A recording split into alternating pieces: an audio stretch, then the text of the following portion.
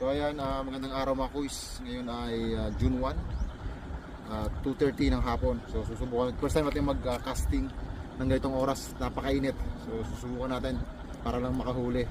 Okay, so lahat ng time susubukan natin dito para ma-check natin kung ano ba talaga yung perfect time for casting or short casting dito sa San Fernando, Romblon, kasi dito sa may Asagra. So ayan, maglalagay mo tayo ng takip sa mukha kasi mas medyo mapdi sa balat, no? So wala tayo ng kulay itim na takip sa mukha.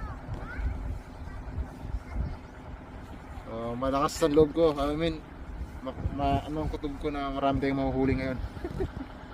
Tingnan natin kung gaano ka positive ang ating paniniwala kung talagang makakahuli mo tayo. Okay, so gagamitin mo natin is itong micro jig. Ayan, 6 grams. Try muna natin, tapos mamaya pag walang huli talaga is try natin upload ko sa YouTube na gamit yung rattler, no?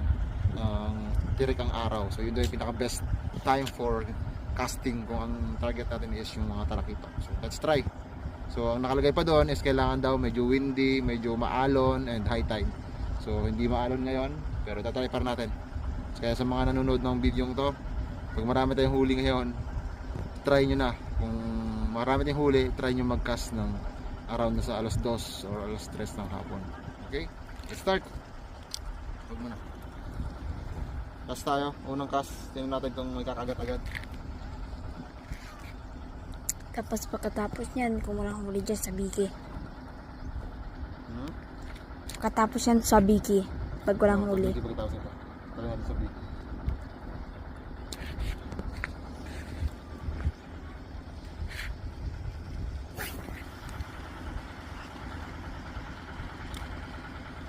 Wait lang tayo ng 5 seconds. So pagka tayo gumagamit ng sinking, or micro jig, is magana tayo ng 5 seconds bago tayo mag-retrieve.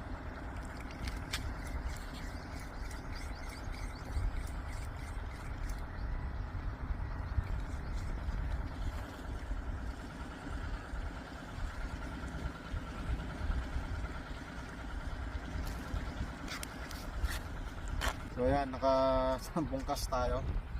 Wala tayong nahuli sa